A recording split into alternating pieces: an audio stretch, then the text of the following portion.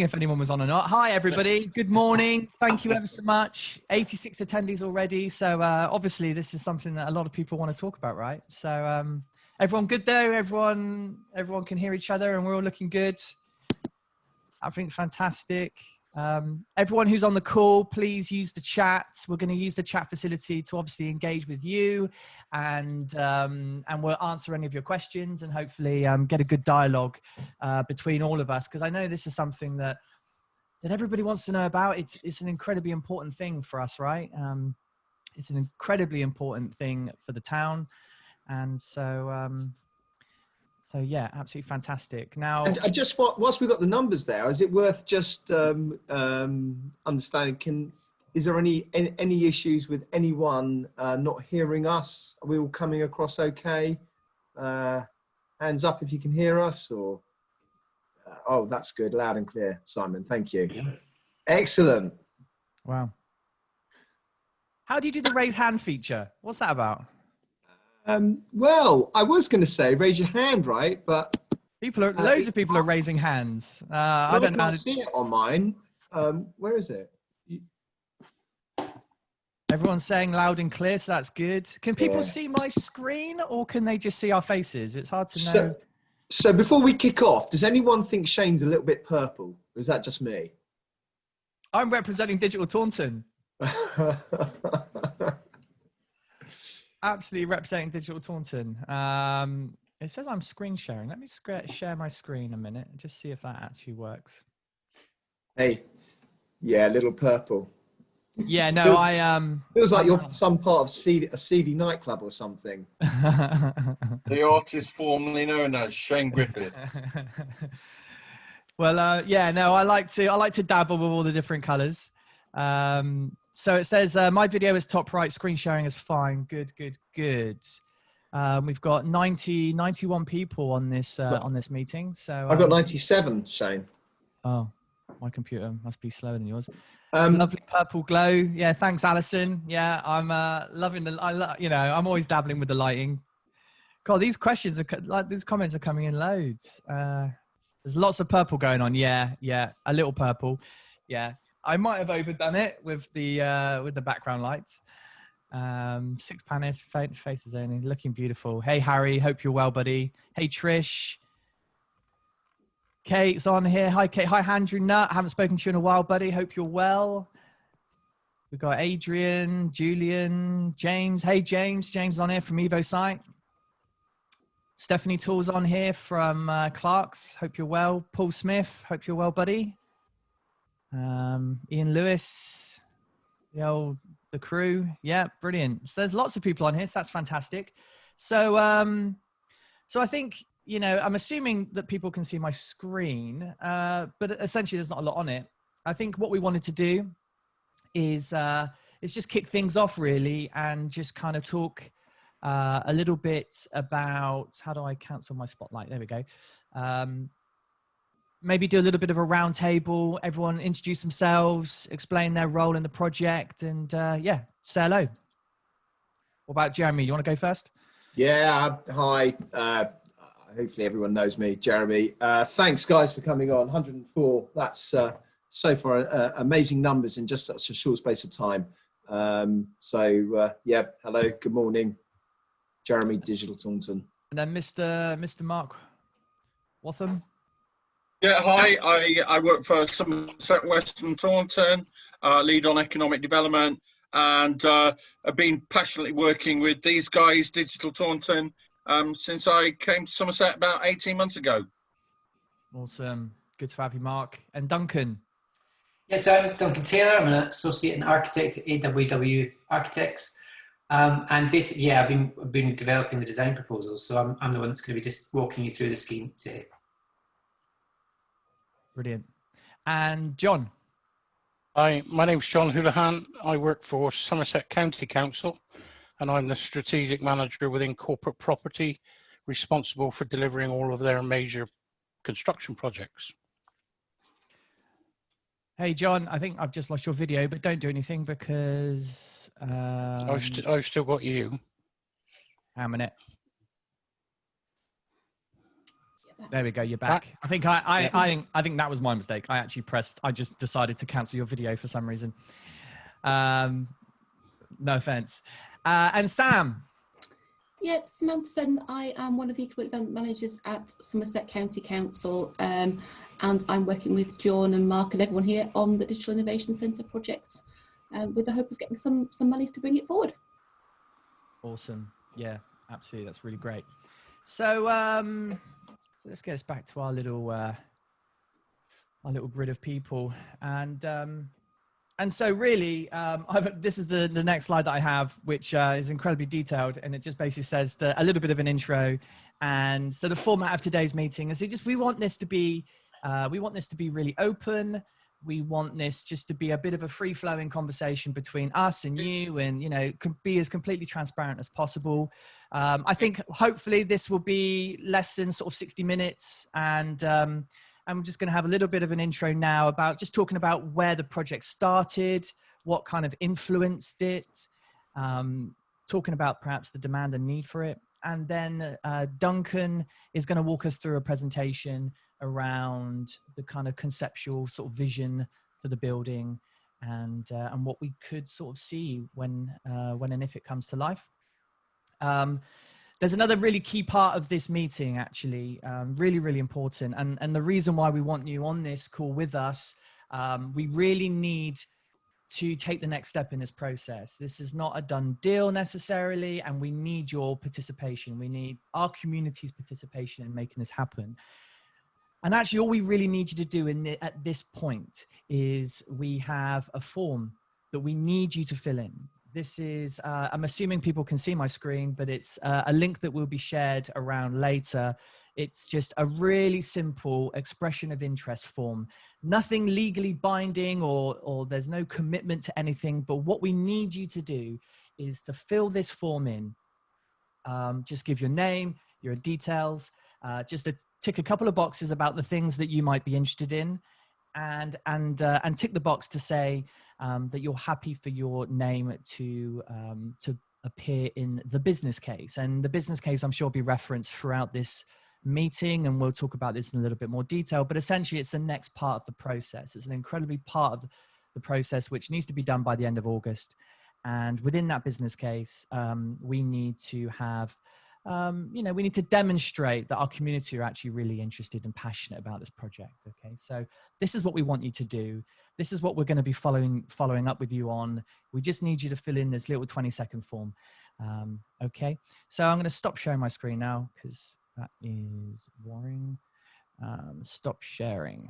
I have to make sure I press the right button.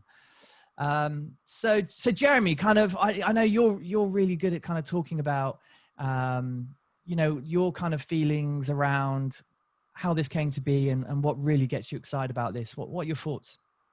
I mean, there's so much, right? I mean, the Digital Innovation Centre for me is absolutely key to really, for a number of different things. One, actually realising Digital Taunton's dream, which I think is the community's dream, which is creating Taunton as the digital capital of the Southwest. And this proposal is definitely part of the roadmap about creating that, right?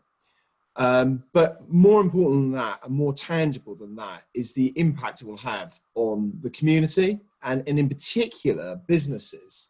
And if we look at the whole sort of pandemic situation right now, there's an opportunity here where businesses could potentially downscale and take a place in the Innovation Centre, or upscale and take a place in the Innovation Centre.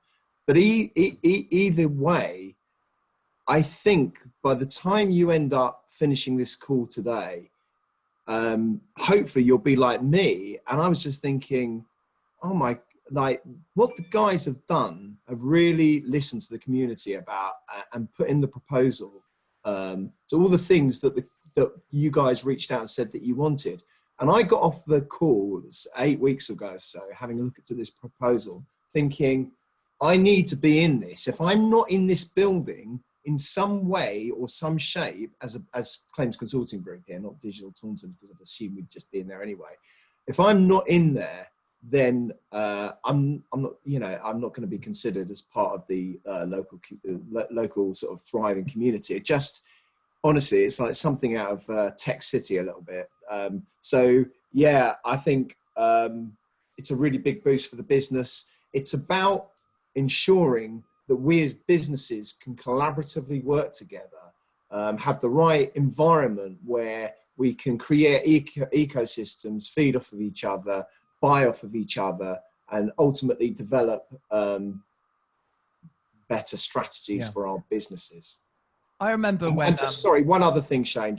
I just want to re-echo what you said. If the one thing that you need to do today is you need to fill out this expression of interest. Yeah, that's something that we're really it's really important that it happens. And just, you know, taking a little bit of a step back about, you know, when, you know, Digital Taunton started, you know, sort of 18 months ago now, and one of the key things that came out of our early discussions was that there wasn't anywhere to really, you know, there wasn't a real community of digital, or even, you know, a real strong kind of central place where a digital a business community can get together and really kind of cement roots in a place that that was sort of associated with the idea of collaborating with people, growing businesses, innovating, working together. And you know, and you go to places like Bristol and Exeter, and they all have places like this. You know, there's various science parks, or there's, you know, places where you know that interesting things are happening, you know, work opportunities or just collaborative opportunities in general. So when Mark, you know, approached us about the idea of there being the possibility of some kind of space, you know, that could accommodate the work in which people are doing in the town to create communities, you know, and it's not just Digital Taunton. There's other people that work really hard, you know, the Taunton Chamber of Commerce, and I know Paul Smith is working hard on building a business community, but it needed a glue to bring it all together. And so this is just a really interesting opportunity for Taunton, I think. And Mark, kind of, you know, just bringing you in a little bit, just kind of like, you know, how do you feel this came about, and what do you see the opportunity being here? Okay, Shane, I'll have to lean into the screen a little bit to be clear.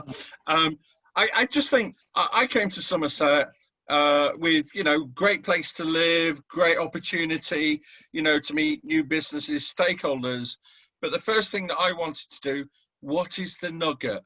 Where is the essence of the business community that's happening without any public sector intervention? Where are the young dynamic people that have got ideas that want to share it and be visible?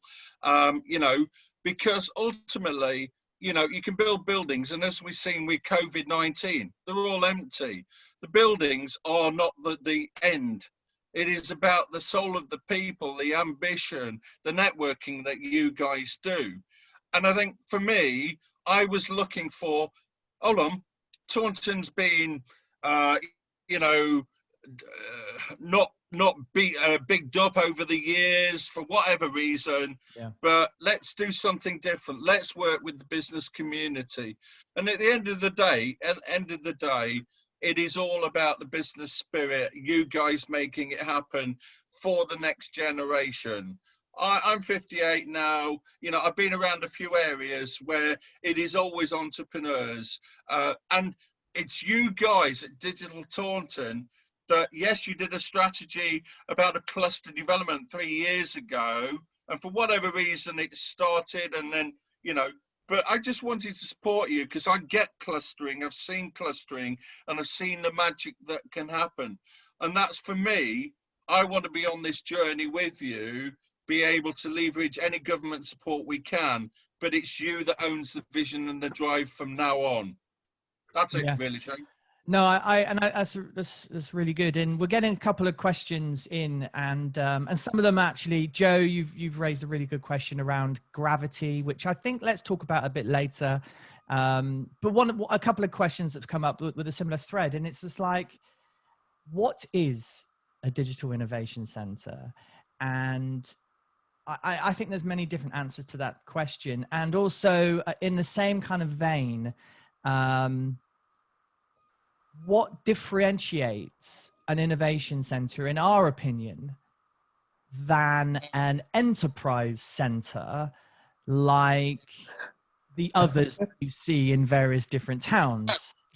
Like, and I guess I'll kick off, because I wouldn't say I've got a particularly sort of succinct answer to that question, but for me, a digital innovation center, an enterprise center, is the failure of a digital innovation center. So when people talk about enterprise centers, I sort of see that, in my personal opinion, as basically serviced offices, which are incredibly important and needed, but it's, you know, and I think what makes a digital innovation center, and it is a little bit of a gimmicky phrase, but for me, it's kind of what happens inside the building. It's the community that gets curated. It's the effort that goes in. And I think something like what we're proposing needs to be carefully curated. It needs to be designed. It needs to be community led. It needs to have real kind of grassroots sort of connectivity, right? Because we're not in this to build an enterprise center. We want to create something that people know, that will bring a strong brand, a strong kind of key message to Taunton. We want to attract businesses and talent. We want to retain talent, and that is a lot of things to solve. But an innovation center of this kind, I think, will hopefully create an energy and a buzz, right? A place where people can hang out, host events, work together, lease space, but also kind of be part of an energy, right, that we're all trying to foster. And I think that's the difference. It's the heart of it that makes it an innovation center versus an enterprise center. Shane, can I just jump in there as well, and just for 30 seconds, just say, first of all these questions are all coming in. They're the questions that Shane and I asked. And in fact, to be brutally honest, and sorry, Taunton Council and Somerset Council, we basically turned around and said, if all you're doing is trying to provide some sort of real estate scenario, Shane and I want nothing to do with it. We don't want our names anywhere close to it. And the whole point of today, and the whole point about the survey beforehand, is because these guys, the council, are so incredibly supportive of what we're doing in the community. And they're basically saying, look, we haven't got the ideas. We this isn't our knowledge power. This is the community's. The reason why we're on this call today, the reason why we're asking you to put an expression of interest in, is because you, all your listeners, have the opportunity now to shape it. And I absolutely 100% agree. If we end up having a load of kind of like just space gone to normal businesses renting as a sort of as many as these other places have got, we would have failed, right? The community now has a chance to do something about it, and this is what this is all about. It's up to you guys. You can drive this forward. Absolutely. And I think probably there's a couple of questions on about planning and about how fast it's going to be. Should we pick up on some of these questions after the presentation? I was just going to say, absolutely. There's some really good questions coming in from Rachel, from John, from Andrew. But I think what I'm going to do is I'm going to carefully try and plan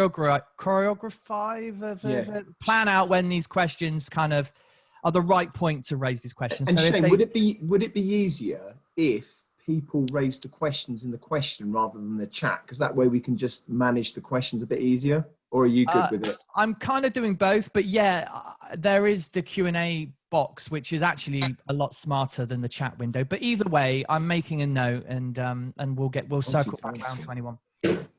So unless Sam, John, if you've got any kind of input at this stage around, providing some additional context before we dive into Duncan's presentation, is there anything you want to say? But totally cool if you're happy to move on. I think we're happy to move on. Cool. So Duncan, Duncan is from AWW. AWW Architects, who's involved with the project and involved very much in the sort of creative vision. And so we're gonna, over to you, Duncan. And great. I'm just gonna share my screen now.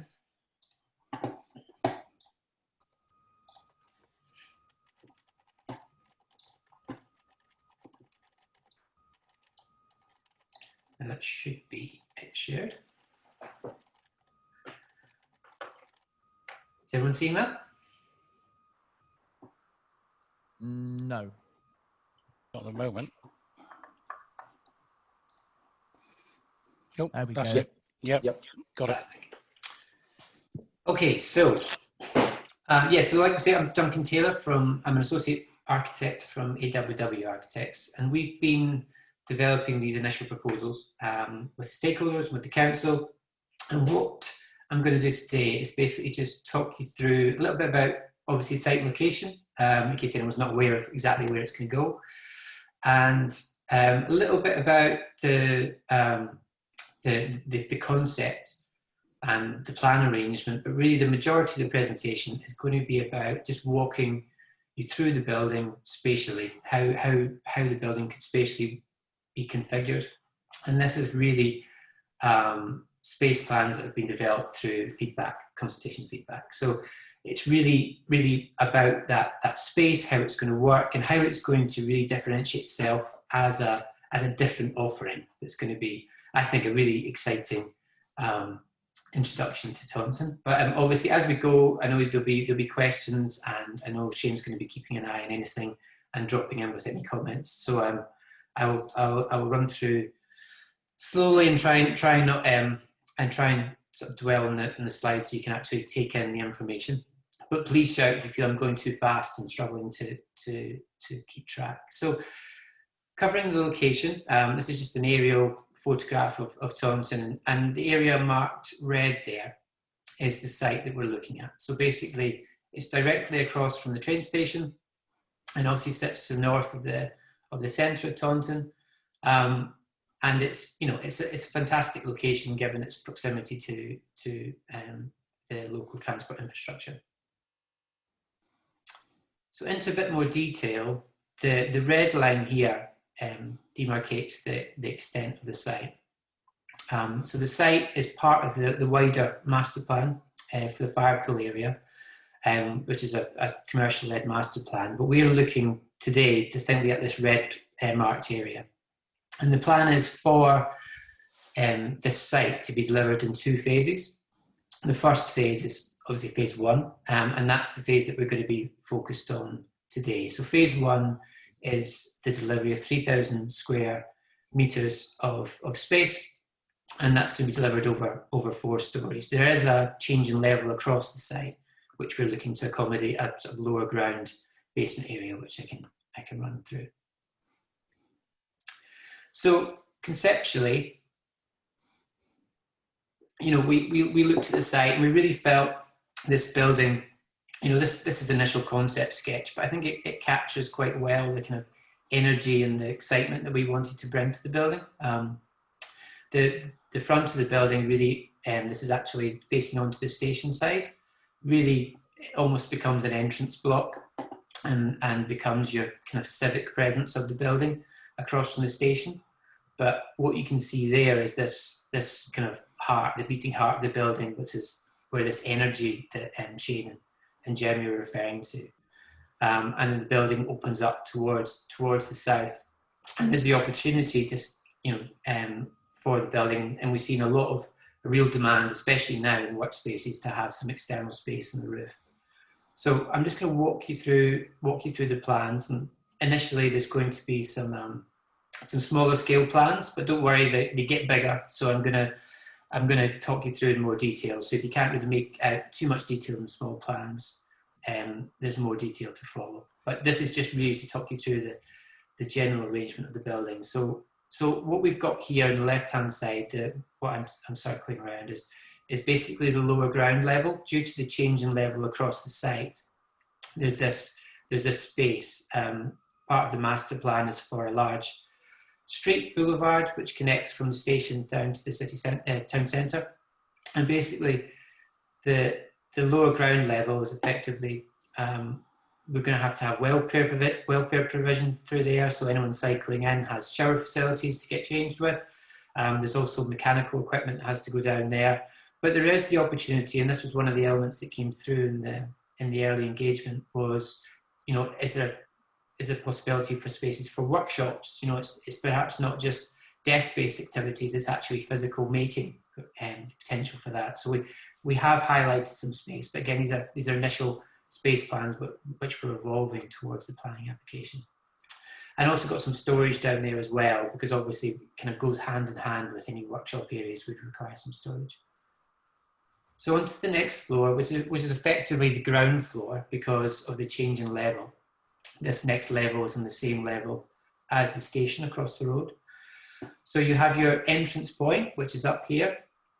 And like the plans that I'll run through will have a bit more detail on what this will be internally. But basically this is one large floor, and we see the ground floor as being, you know, a real energy point of the building. We're looking at having this circulation stair that's going to run through all floors. Again, we see vertical connectivity of the floor, really important. And then we have marked in grey, that's the area where we have things like toilets, lifts, and stairs which connect, provide fire escape for the building, but also connect to all floors. Onto here, we've got levels 1, 2, and 3. So moving up the building, we have some effectively typical floors. So we've got a sort of repeat floor on levels 1 and 2. And then things change really in level 3, where the building steps in and it becomes a smaller floor effectively, but that creates space for creating some external space. So we've got some opportunity here to have some actual really decent terrace space, some space that you can actually use to actually continue working through the day, or actually use as sort of breakout space at the end of the day or the end of the working week. So moving on in a little bit more detail. So this is a detailed plan of the ground floor, which I referred to previously. So the ground floor, I'm just going to highlight here, what we've got as at our entrance point, we, again, this is all elements that came up through the consultation and stakeholder feedback, but having an entrance reception, which isn't just your standard, you know, reception space, just with a reception desk, and then people move through the building. This would actually provided with a sort of meet and greet cafe offering. So this would be a really important, it would become the, I suppose, the welcoming element to the building when you come in. You know, you could host clients there, you could, you know, effectively meet other occupants in the building. It would be a real energy point to you know, and a crucial part of this sort of jigsaw piece that we're putting together to try and make this building a really collaborative space to work in. So next to the this cafe offering, at the entrance, we see another important part. Again, something that came up is you know, this building really wants to champion what it's about. You know, you want to come into the building and be able to see what's happening in there. And this could be the opportunity for an exhibition space that could change week by week and really, you know, keep it fresh and exciting and really showcase all the fantastic stuff that's happening inside the building. And then we get onto the sort of, I suppose, the beating heart of the building in a way, where we have this amphitheatre seminar space. So this would be a permanent piece of infrastructure which could be used informally for presentations, but also for more formal presentations could take place there. This could be, you know, invited from people outside the building or people inside the building, kind of sharing their experiences. But it's something that, you know, especially now we see, you know, for example, what we're doing now, webinars are really important as well. So I'm not going to try and describe the kind of type of tech here. I'll leave that to Shane and Jeremy. But I think the idea is that this has got the infrastructure, the right infrastructure for this to be a really successful seminar webinar space.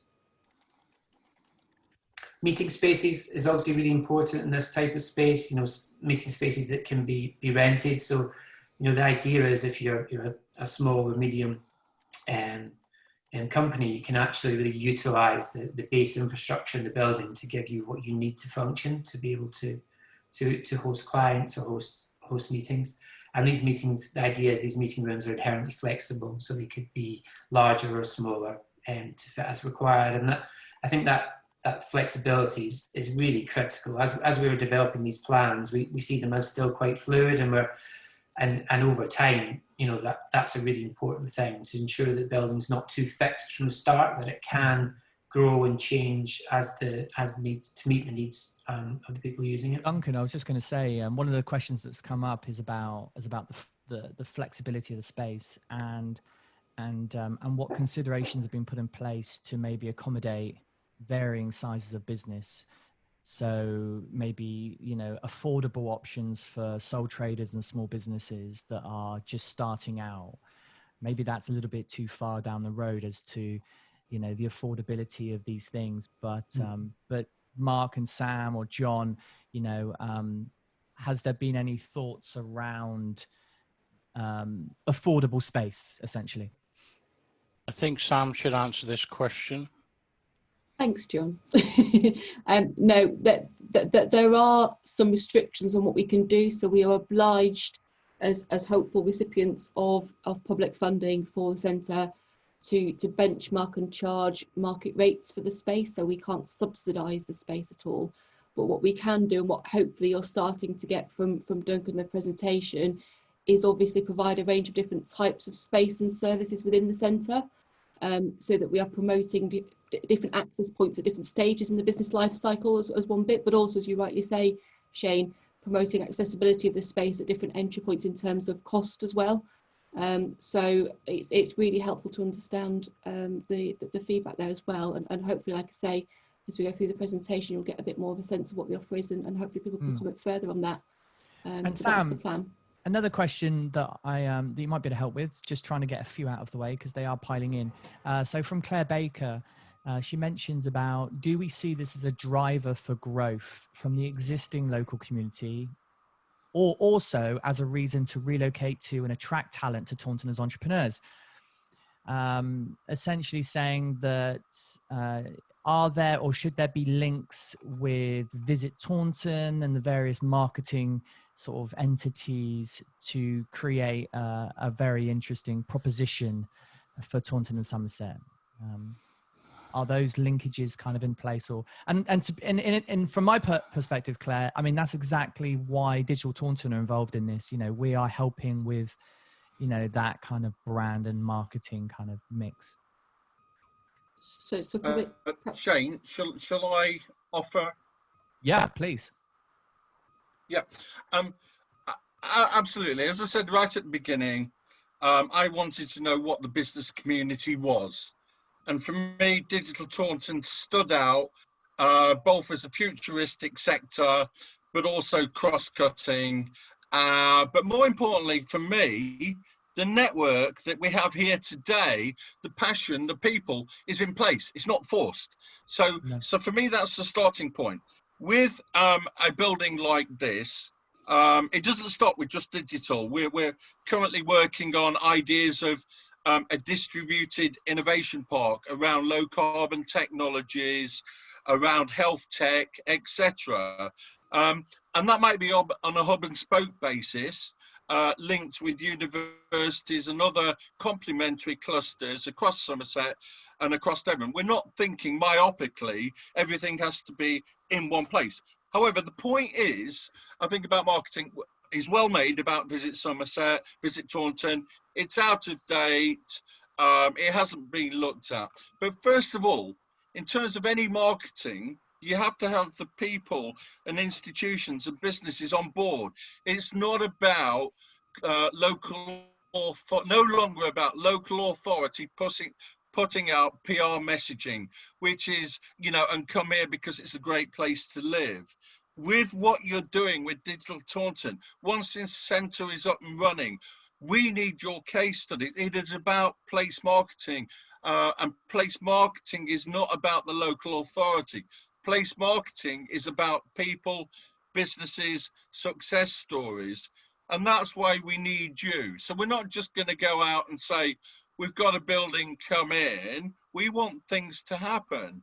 We're working with the UK Hydrographic Office as well. They provided letters of support about some of the commercialisation and access to data in terms of intent, and actually, you know, insider business knowledge about how to utilise big data effectively. I won't stop there. This is the start of the journey, but more and more, I think it's consistent messaging and storytelling through a regular marketing communications plan that, to be honest, we're yet to develop. But with the success of this centre, and with you guys saying, we've collaborated and done X, Y, Z as a result of this, you know, in this collaborated centre or whatever. So absolutely welcome your ideas and feedback and case studies about how we should market. That's probably another discussion that Digital Taunton can help us with effectively. I'll stop there, Shane. Cool. No, thank you. Back to you, Duncan. Okay.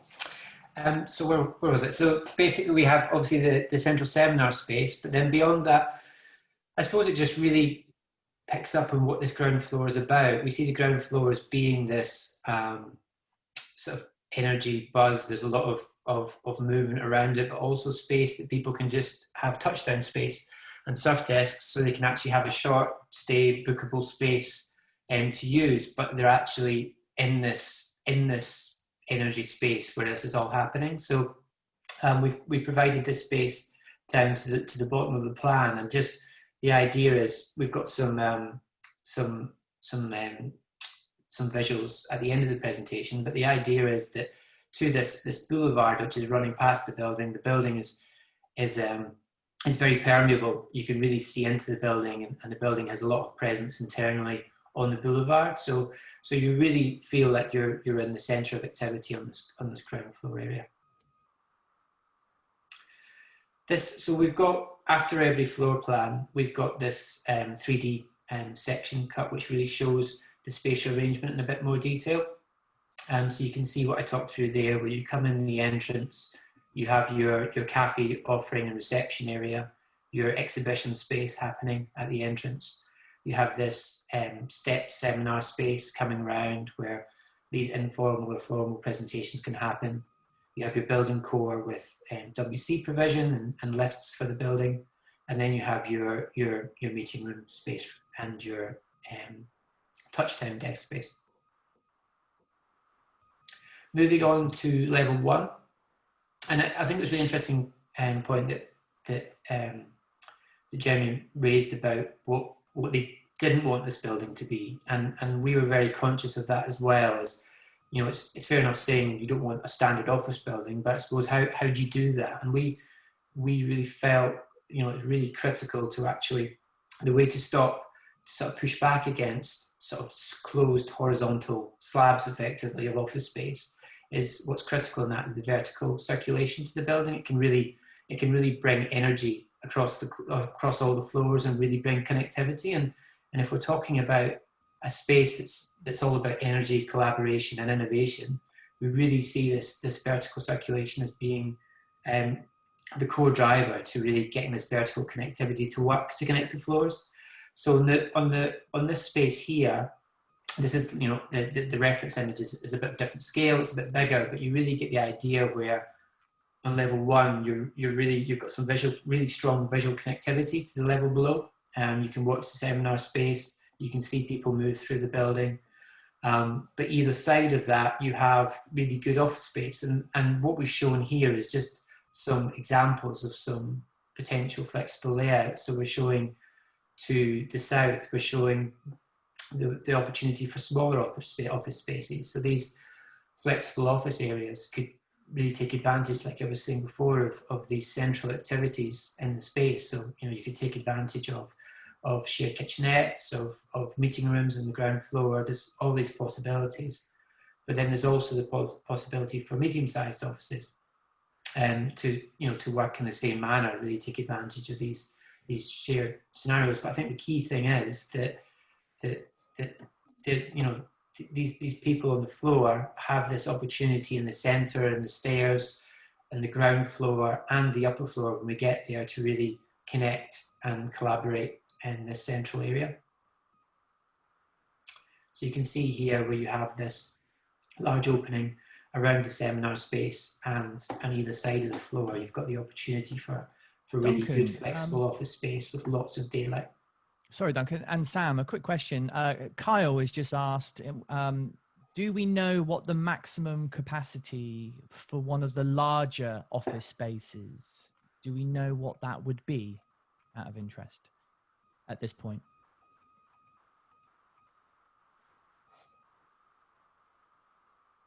Hi Shane, it's John. I'll probably answer that on behalf of Sam.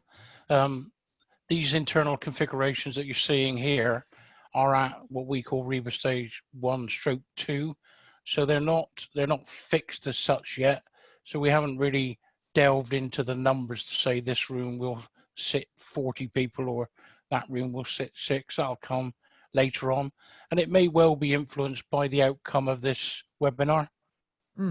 So what you're saying is that there's an opportunity for an organization to help influence what the size of the spaces could be, right, based on the commercial interest.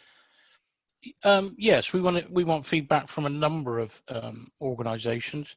The footprint of the building is fixed now, so the external fenestration and that is done, but how it's configured inside, if you recall, some of Duncan's earlier slides showed open plan spaces. What these slides are now showing is how those spaces could potentially be populated. Right. Yeah, that's good. No, thank you for answering that. That's really helpful. Okay, Duncan? Yeah, so onto the next floor, and as John said, yeah, the previous, the earlier slides was basically just showing one large office space. So we're in the process now of actually looking at how this could break up. And for example, in level 2, we've shown lots of smaller office spaces rather than smaller office spaces in one large office space. But what changes in level 2 is this central area, and the stair steps over, and you actually get this larger space for this shared amenity breakout space. And again, this is at the heart of what this building's about, is actually providing that space for people to interact, to knowledge share, and to network and connect, and actually, really harness the potential that the building has. And like I say, you've got, again, these flexible office spaces on either side. The building is designed in terms of the fenestration to work with a standard office module. So we've designed it in a way that's inherently flexible and can provide, the space is divisible basically into what we need it to be. And then we get to the top floor when things change a bit as well. And I think top floors of buildings and office buildings can obviously sometimes be, I think it's a bit of a shame, because it's normally the best space, because you get the best views, you get the most daylight, but can sometimes be a bit dead effectively, because it's just a closed office space for one occupier. So what we've shown here is the opportunity of maybe bringing some co-working spaces, or actually to have some energy at the top of the building, to actually allow some again, if you have this point of interest at the top of the building, and this circulation that runs right the way through the building, you really pull the energy through the building and really enhance that vertical connection. So that the actual use of this space will work towards that, but that in tandem with providing an actual external workspace. So this space we see as being a fantastic asset for this type of building. We're seeing more and more with workplaces that we design, there's a real demand to have outdoor space, but not just outdoor, terrace space. It's actual space that you can actually use and work in. And we're showing here actually having an actual decent sized glazed screen. So we're conscious that you've got the station across the road, you've got Trenchard Way, so you want a feeling of enclosure there, but you also want daylight and fresh air, and somewhere you can go either during the day to work, or you can actually use at the end of the week to collaborate and meet other people in the building. So we see this as a really kind of a key focal point at the top of the building to really kind of complete this idea of this energy and this buzz that we want to bring to the building. So there's, I think that potentially could look so cool. You know, that's one of the more exciting elements, because I could just imagine, you know, people using that space, small community groups, or, you know, and that's to one of the questions. I can't remember the person who wrote it, the American football guy, Lee, you know, he asked the question, you know, could non-digital focused businesses or community groups use the space? And the answer is overwhelmingly 100% yes. It's not about necessarily the digital community or the business community. I mean, this is going to be a building for everyone, we hope.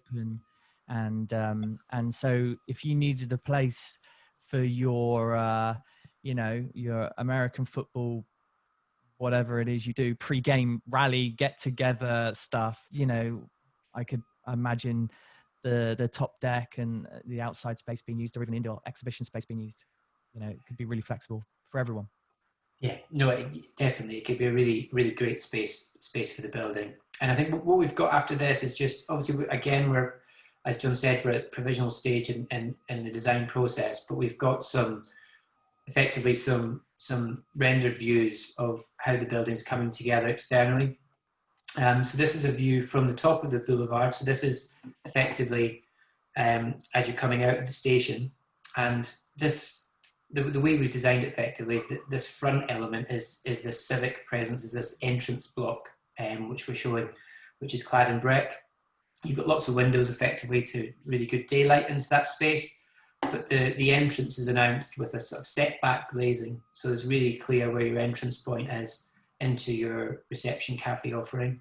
And you can see further down is this, what I referred to earlier, is this sort of beating heart of the building, but this celebrated vertical circulation. You know, sometimes circulation's hidden away at the back of the building, but we've brought it to the front, so you can really, you know, the idea is you're going to see movement when you walk past this building. You're going to see what it's about. You're going to see the energy, and you're going to see presentations and in motion as you walk past the building. So it's going to have this elevation onto the boulevard. It's going to have this real presence, and you're really going to hopefully get what the building's about from the outside, not just from when you're inside the building. So this is a view from the south of the boulevard. So this is looking back up. And as the building moves south, it opens up a bit more.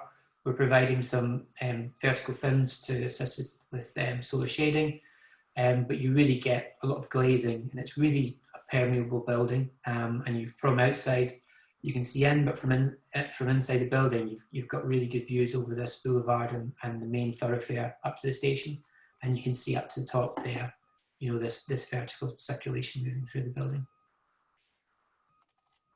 And finally, from the west of the building, obviously it's got a lot of prominence on Trenchard Way. We're going to be developing, you know, the building in terms of how it's branded needs to be really considered. And obviously, you know, we've got this view west down Trenchard Way, so we've introduced larger windows there, and you're going to have this cafe offering on the ground floor, which is going to have some presence as well, which is going to create some activity and some excitement down in that lower level. So that concludes where we are as the presentation from the design aspect. But like I say, we're really, really excited about it, and we hope you are too. Oh, brilliant. Thank you ever so much, Duncan. Sorry. I've got so many questions. So, Jeremy, no. One of the questions I keep seeing coming up there and everything are, what are the timelines? When is this going to happen, right? And I mean, without going into the detail, let Mark or Sam answer that. But the reason why we've literally had 1 week to get this presentation together, and that's all we've had, is that these guys have got to put a business case wrapped up forward by the end of this month, right? Forget what you've read in the press, right? This isn't a done deal. This is not a done deal by any stretch of the imagination. It's been ring fenced, okay? These guys need to put a business case, and critically, part of that business case is the expression of interest forms that we need you guys to fill in after this. So, you know, this is about, if this needs to happen at the timescales that these guys have to commit to, this is the call to action that we want you to. So Mark or Sam, can you answer the sort of, I don't know if that's in the public domain, what are the timelines that you have to get this building up by? Sam, over to you. So I was going to say, it might be better for John actually to talk through the construction kind of risks, because I think, like Jeremy said, there's quite a lot of questions on the chat around that. But just in terms of kind of the funding process, as Jeremy rightly says, deadline for business cases at the end of this month, expecting kind of initial recommendations in October, and funding agreements to be awarded by the end of the year, hopefully by the end of December at the absolute latest. So John's probably best placed to talk through the kind of construction and development kind of milestones. Okay, thank you, Sam. First, apologies to Rachel Kelly. I've been trying to respond to you, but I keep stopping to listen to Duncan. Rachel has got a whole podcast worth. I reckon we should get Rachel on at some point. And Well, what I was going to suggest was it might be more sensible to answer all of Rachel's questions separately to this, because there are a number. However, I will cover the key points now, if I may. Love it, Rachel. Don't apologise. So, first timescale. We have an outline program ready. We are looking to complete construction, probably minus the fit out, the internal fit out of furniture and bits, by the end of next year, and that is linked to a funding requirement. In terms of backing onto that, the planning, we've already had a pre-app planning discussion with Somerset West and Taunton Planning Department, and we are looking to submit planning at the end of September. So as you can see, we've got a lot of work to do. Everybody in the team, and that includes the main contractor who's already been appointed, and the design team, are working extremely hard and extremely quickly to get this to the point it needs to be. In terms of starting on site, we will be looking at some early enablement works. I think Duncan probably alluded during the conversation, there is a 4 metre drop in levels across the site, hence why we have the lower level that we have to deal with in the first instance. So our plan is to start that work before Christmas. I hope that helps for now, but Rachel, I'd be more than happy. We've got your contact details, more than happy to talk to you offline with Duncan and a couple of others. I think adds more weight to it. What I was just thinking, John, is that there's a couple of things that could happen off the back of today's meeting. I don't think I realized the amount of buzz we were going to get and the amount of questions. And I think it could be that we pull together an email newsletter that itemizes all the Q&A. That's a good idea. And maybe a few follow-up webinars as well over the next couple of weeks that hopes to answer some of these questions. Yep. I know Jeremy and I with Digital Taunton are going to be doing a bunch of podcasts. So, but diving into more questions then while we have the time, and I don't know how strict we want to keep to our 60 minutes, but if we go a little bit over, I'm not bothered, long as people are happy to hang out. It's part of our brand, right, Shane? Going over. Yeah, we are known. We are famously the overrunners. If anyone's been to one of our Digital Taunton events, they'll know. Questions, sustainability, about the construction. There's been a few questions from Rachel, but also others around, and I'm not an expert on this terminology, but the carbon negative aspect. Is it carbon negative? How sustainable is it? Locally sourced materials, locally sourced contractors. Okay, let me try and cover some of that off. So local labour agreement and will be part of the planning conditions for sure, and we would look to do that. In terms of the appointment of the main contractor and the framework they've been appointed on or through, there are strict KPIs about local spend, local SME engagement, and they are measured on that, and we are updated monthly on how that's going. And that includes engagement, live engagement, and opportunities for youngsters from schools and colleges during the build on site. So sort of apprenticeships, part apprenticeship training, all sorts of activities.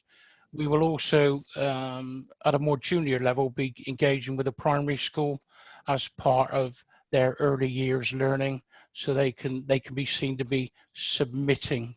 Yeah. So that's that question answered, I think. Sustainability, Duncan may wish to add to this. Of course, during the design, we will be looking at all of the potential sustainability options. Some of them are easy to achieve, like PV arrays on the roof. You probably didn't pick them up from that drawing or the drawings Duncan was showing, but they will be installed. But we will also be looking at more sustainable materials, and that really comes from, fabric first design. For those of you that are involved in carbon neutral activities, it will be fabric first, and then we will pick it up with the M&E services as well.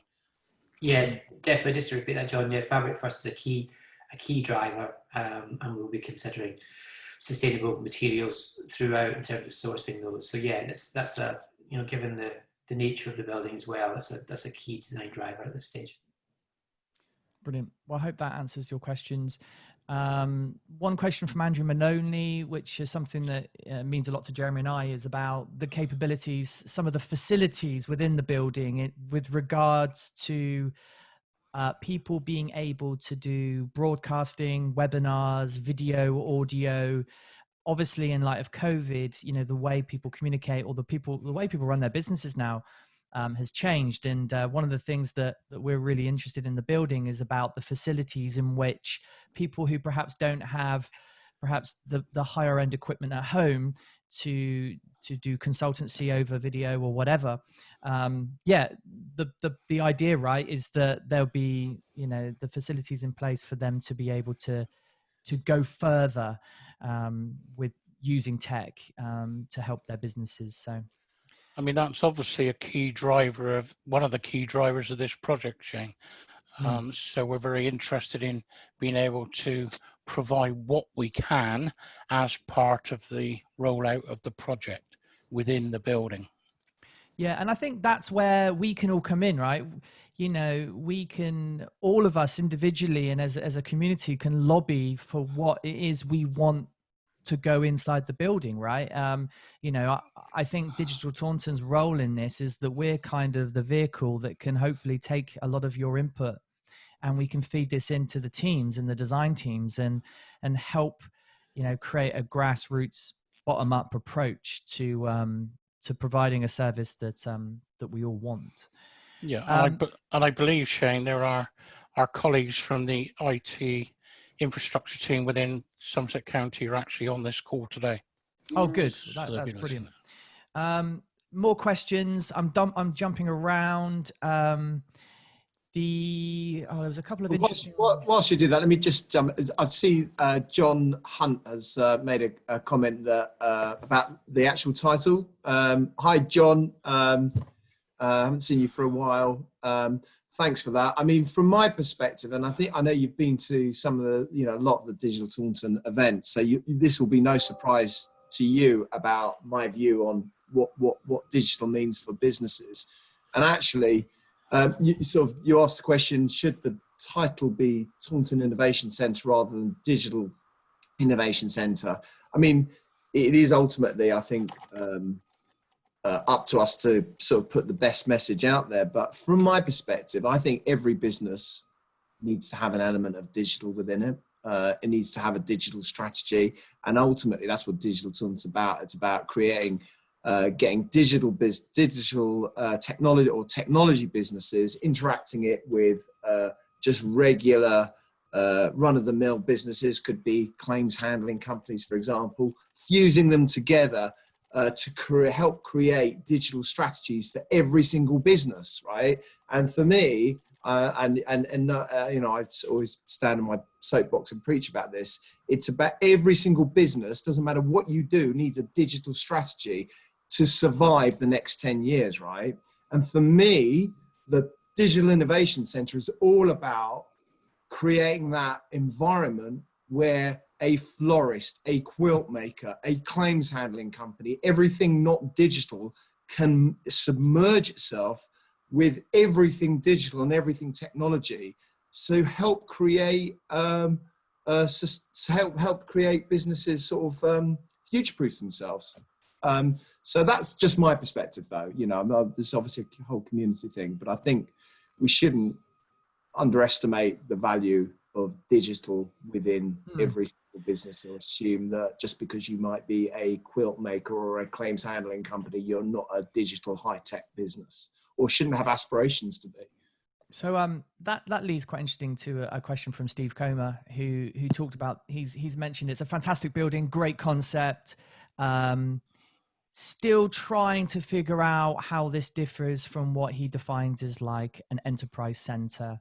And I think one of the ways you could answer that is, again, about the facilities and the procurement of services that need to be going into the center. So Mark, I know that's an important part of the strategy, is that we need a service or a solution for people to for someone to manage the building going forward. And I think that will be hopefully what will help curate that more innovative aspect.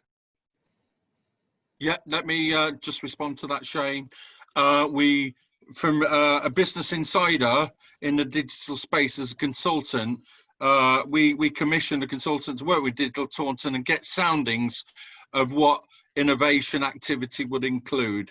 So when we do tender for a service, all those aspects, including hackathon, prototyping demonstrations, UKHO commercialization of data, commercialization route maps, but also it's the wider range of stakeholders we have around. One of them, for instance, that I'm talking to at the moment is the Professor of Digital Economy at Exeter University Business School, who is exactly bang on about digital transformation across sectors. And he's very interested in the sort of thing. So people have talked about entrepreneurs in residence. Yes, that's the sort of thing we want. Thought leaders. Yes, we've been working with Barclays, that have Eagle Labs network from health tech, clean tech network across the country. And they want to be our centre to be part of that broader network, and etc. So in short, we're alive to, this is not going to be an enterprise centre, it's going to be innovation, and the sort of service we contract will be with those leading components. One final thing, Sean, just to illustrate that point, you've advertised a programme called Catalyst, which has been run by the founder of Set Squared, the university spin-out companies, in Somerset, to inform some of the future thinking of aspects of that innovation model. And currently they're advertising for businesses to be part of a work camp and intensive sort of preparation to pitch to future C-Corn investors, etc. So yeah, it's all up for grabs. Yeah, brilliant. That's really good. Thank you. I'm just going through some of the other questions. Here's from Claire Baker again. This is something that means a lot to me, and I don't know if we've really carved out a strategy for this, but to what extent is the centre going to be working with schools and young people, and how are we going to, one of the key things that I'm passionate about is kind of bridging that gap between education and work, right?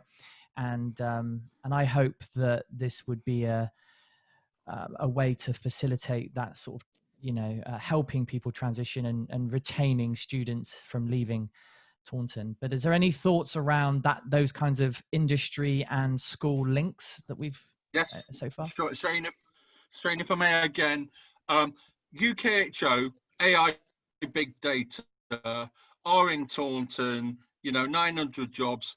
Their interest in this centre is not only about collaboration, it's developing the talent pool, the STEM talent pool for the future. Yeah. A big corporate anchor there. Matt Tudor, who's the number 2 at Bridgewater and Taunton College, has reconfigured to complement this centre some of the training at his college. But equally importantly, some of you won't have heard of the Institute of Technology. Government about a year ago provided £20 million to about 6 local enterprise partnerships across the country.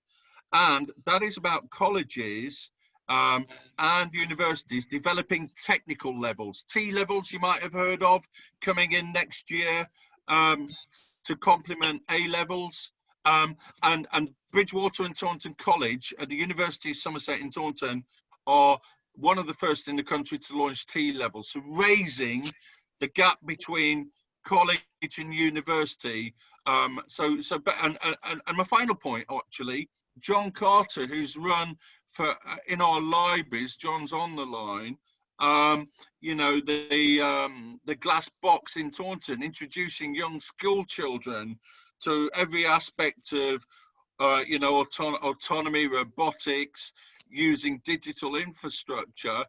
He is an integral part of that and part of the outreach of this centre to webcast to our enterprise centres in Williton, Taunton, across Somerset, but also through the libraries to engage with this.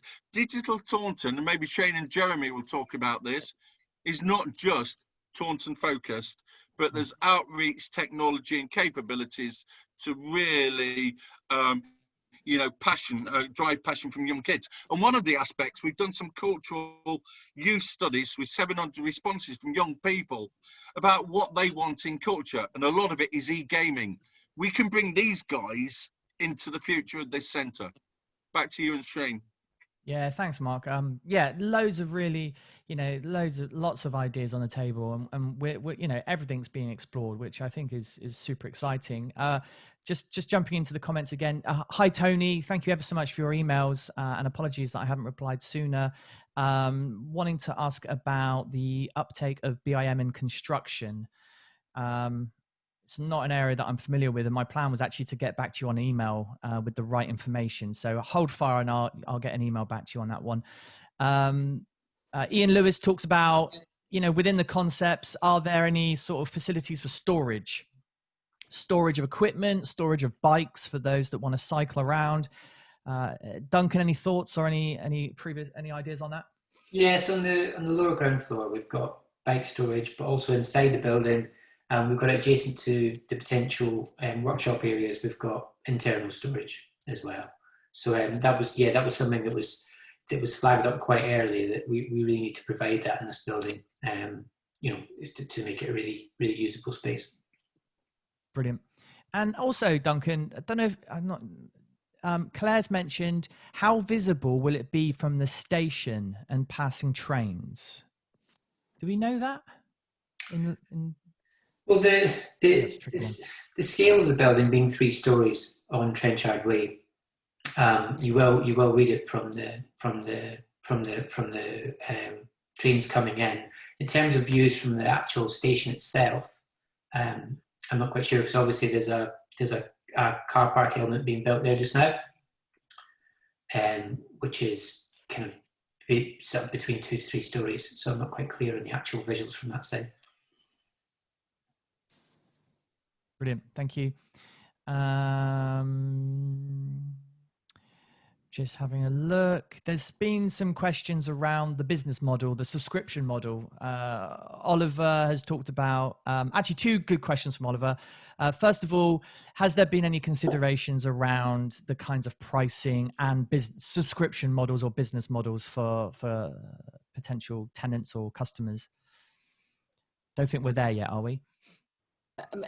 As a very basic answer, I think we are looking and modelling on a basis of some I suppose relatively traditional lease arrangements that there could be for some of the office spaces, but also more membership and service user rates for other bits of the building, and as we've talked about, use of the services as well. So I think it will be a mixed kind of methodology as to how charges are used and how individuals and businesses can engage with the centre in different ways through that as well.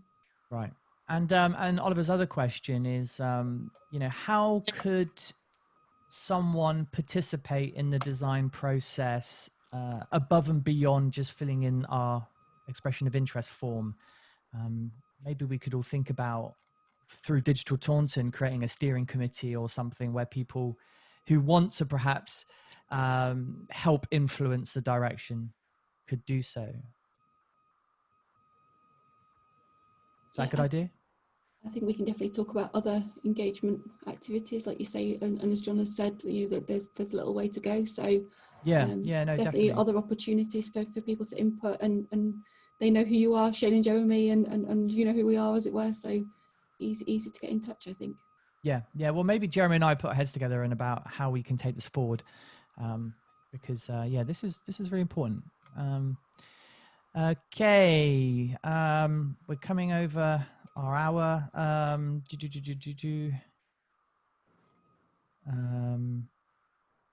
So maybe Duncan, if you could just unshare your screen now, because I don't think we really need to see that anymore. Just looking at some of the last final questions. Someone's asked, where's the money coming from? It's quite a good question. Yeah, it's always a good question, isn't it? Where's money coming from? So the funding strategy is a mixture of sources. So a land contribution from Somerset Western Taunton on the Firepool site, 5.5 million, which I think many of you will have seen in the media in recent weeks, from the Getting Building Fund, subject to, as Shane and Jeremy rightly said, a successful business case submission. Just under 1.7 million from the European Regional Development Fund, and a cash contribution from Somerset County Council as well. Brilliant. And there has been there's a couple of questions around IT about how can, and I think there's maybe a hard one to answer at this stage, but talking about the needs for different businesses when it comes to having, and I remember Jeremy with his business talking about this, about providing the facilities so companies can have various different firewall settings and changes in to accommodate each individual business's infrastructure. I know in these types of buildings can be a challenge. So I think it's something we're all mindful of. I don't know if there's any thoughts around it so far. I don't think we're that far through the process, for us, but again, I think it's something that John and Duncan, without wanting to speak for them, would really appreciate feedback on, in terms of how that might impact on the design of the building, and certainly we would too in terms of fit out. Yeah, definitely. I think as we progress the design past this next stage, we've obviously got electrical consultants on board as well, and just really firming up that brief and making sure that all this base information, all this base design, critical elements are actually in the base design, so there's no kind of retrofitting afterwards. It needs to be in there from the start. Yeah, and there's also people that have volunteered their services and their advice. Martin Charlton seems to be a Cisco expert in cybersecurity and other such things. So yeah, maybe we could create a little bit of a steering committee to help influence what that could look like. Yeah, really exciting. I mean,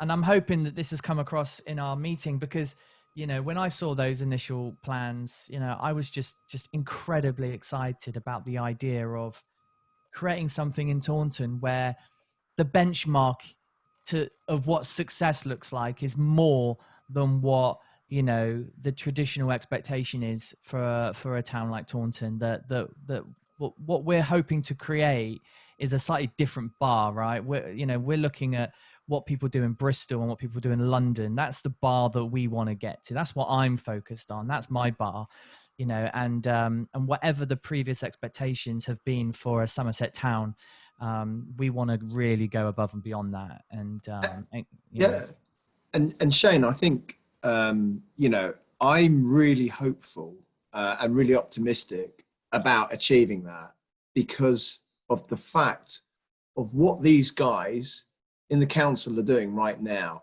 how they have brought us, and when we say us, Digital Taunton, all we are is a community interest company which represents the community, right? So they've brought in us, which in turn we've liaised with the community about how to drive this forward. So I'm really convinced, with the kind of right mindset that the council's got and the phenomenally engaging community that we've got, that actually we can do this. And this is about us now really shaping it. We have that opportunity, and we should seize that. And I say us as a community. Yeah. So yeah, we can influence that now. If we sit back and do nothing, then what's going to happen? If we sit back and we don't get any expressions of interest, if we sit back and we just let, no disrespect, guys, the council get on with it. They've asked for our help. We haven't helped them. Then what we'll get is probably what everyone else. But these guys are saying, we want your input. We want your help. So that's what we're doing. We're connecting. I'm so excited, honestly. When I started off saying at the beginning, when I saw this, first of all, I just wanted to be a part of it as a business, as Claims Consortium Group. Hopefully people can see why that was the case now. Really, I know we've harped on about this. By now, you would have had in your inbox, and I'm sorry if you end up getting spammed about this, but Shane and I we're going to be relentless. We're going to be knocking on doors. Yeah, we are literally going to be out there in our camera. Please, With a big please. stick. If this, we may not have answered all your questions. These guys may not have answered all your questions. But if this has the slightest bit of interest, we need you to fill out the 30-second expression of interest and get it over to us. Our commitment will be, we will keep lobbying these guys to make sure that your voice is absolutely heard. And I think we're pushing on an open door with these guys. Yeah. Go on, Mark. Yeah, hi. Shane, I just wanted to say, are you able to capture all these comments and input from people? Because it's a fantastic response, a wealth of experience, lots of knowledge that people want to share, but also questions. And I think that's so rich, and that just is testament to Digital Taunton, that is just going to build that momentum, but build exactly what you want. So I suppose my ask is, can you capture this and give us that ability to come back on via you on a personal level on some of these things, to engage people, but also to answer these questions that people have asked? Yeah, very much so. All of this whole webinar has been recorded, so we're going to offer this back so people can watch it back on demand.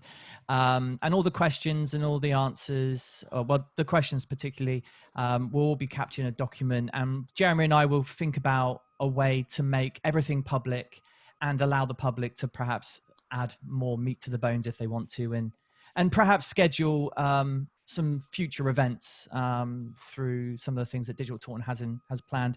So there'll be lots of opportunity, and we'll create a schedule of events. I think would be great. One of the last kind of topics we could finish on. There's been a few questions about this. So the big C, right? The big COVID.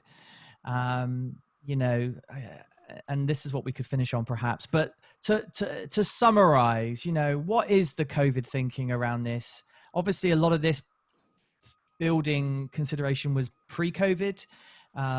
People have asked, will there be social distancing in the building? Well, yeah. But other practical measures that you're now, Duncan and the team, taking into consideration in light of COVID? Yeah, I think the post-COVID workspace is, I suppose, it's continually evolving. I think what we're moving towards is just basically what this building's offering in a way, where there's a real chance to create this hub that people can come and use. Especially, obviously there's a lot of home working now, but it creates that space that people need in terms of providing that meeting room, that seminar space. So from that side of things, the building functionality works very well in terms of the post-COVID workspace. But the key things that that really align with the current guidance is actually elements that we've also brought into the building. But to be honest, there were elements that we were pushing before all this kicked off, which was this vertical circulation. Releasing the pressure in the lifts, given the space requirements of every lift just now. You need to have lifts in a building with that many stories, but actually having space where people can move up and down really comfortably on circulation stairs and to the floor. They don't have to rely on lifts. The WC areas have been planned out as separate toilet cubicles, which is again and aligns with the current COVID guidance. So there's elements that are coming in, and then of course providing outdoor space. space with fresh air. You're not in a sealed box anymore. You can get access to that fresh air area. And I think, like I say, it's continuing evolving, but the base design principles align with where we feel things are going. Yeah, and I think it could be that the COVID strategy is a whole conversation in itself, but I've got one of the things, one of the things that goes through my mind as an employer in the local area is because of COVID-19. The question is do I need the real estate that I've got at the moment, or certainly enough? And I love the idea of a hybrid model now of people working in the office and working at home. But there's a real reality. Certainly, I've got this is outside the area, but I've got an area in Northampton where our lease has run out, and I don't need 50 people that are working in that building and another building with 50 people. So actually, what I'm doing is exactly this. We're actually going to be they're all going to be working from home, but we only need a place when we want to meet, have a collaborative meeting, or have clients. So actually what we're doing is we're going to go to a similar innovation space in Northampton, right? So we've gone from 50 people up there where we just want to have a meeting room, meet and greet, or have a place to sort of swap ideas. So actually I see the Innovation Hub as a innovation centre actually more of a demand potentially, with people scaling down their offices. I'm only speaking from my own experience. Who knows? But that's my view. Yeah, I think I think in light of COVID, I think there's opportunities, isn't there? There's obviously some disastrous things that have kind of happened for businesses and stuff, but there's also opportunities, and it could be that a building like this actually helps companies kind of pivot and create these kind of hybrid models, which I totally agree with. It's there's some aspects that are actually quite exciting. The one other thing to consider is like the one thing that we as individuals and businesses, no matter whether you're a sole trader, grassroots, or corporate hydrographic office, we're all doing more webinars, right? Whether that's internal to our own people or to our clients, or we're creating podcasts, or we're creating. Here's the thing, right? In a year's time or 18 months' time, if we've got a really phenomenal place with the right infrastructure, with the right broadband, with the right sort of connectivity, right, and the environment, how smart can our webinars be? It could just take on a whole new life, and that's something to consider as well. Yeah, and in fact, actually, there has been lots of questions about connectivity and about infrastructure, and let's someone Luke. Was it Luke? No, Jeremy talked about we should create we are going to create a little website for this, a little FAQ section, so people can, be directed to sources of information. So that's going to be available on the DT website, along with the rest of the DT website that's still kind of under construction. But that's a laugh for another day. So we've still got 60 odd people on the call, and we're now 90 minutes into this. So maybe it's a good time to wrap it up there, finish strong. But is there any final comments from anyone here? Obviously, thank you so much for everybody's time, but any final comments? No? I think just thank you for everyone's engagement. It's been really helpful. Yeah, I mean, for me personally, this really does show, we only put this event live on Thursday afternoon, and the fact that we had so many people participate, it just means that this actually does mean a lot to people. So I'm actually, this has been more successful than what we anticipated. This is great. So we'll keep this discussion going. If you want to ask your question after this event, feel free to write a comment on our Facebook page, or on Twitter, which is just Digital Taunton, and we'll add it to the list of other questions that haven't been answered, and we'll create a nice sort of pack for everyone to sort of digest. And let's leave it there. Thank you ever so much. And once again, you're going to get follow-up emails about submitting your interest form. So just get out of the way and done, and then that way you're not straight away. Yeah. You're not going to get people sort of peering through your window saying, have you filled the form in yet? So thank you if you've done it already. If you haven't, the link's in the comments, but you'll get a follow-up email with it shortly. I just want to say also one thing. I know a lot of you out there. I reached out, I spoke to, and I know you spoke to your contacts as well. I think this has been a phenomenal effort by everyone in such a short space of time to get on this call. But it just goes to show that there's such a hunger and appetite and need for it. I echo everything Shane said. I just want to say thank you to everyone. I'm so excited. And I really am. Yeah, I really am. right. I can't contain myself. It's great. And it is, isn't it? Once people can assemble together, and actually we achieved a lot over the last couple of days in getting this thing together. So yeah, pretty cool. Thank you. And only half an hour over the time, right? It's not Half an bad hour. for us. I mean, that's good for us. 90 minutes. That's solid. High five that, right? Yeah. So, right, I'm going to disconnect. Right. Thank you. Have a lovely Cheers. day, everybody. Thank you, everyone, for watching, and we'll catch you again soon. Thanks all. Cheers, guys. Bye-bye. Cheers, bye. Bye.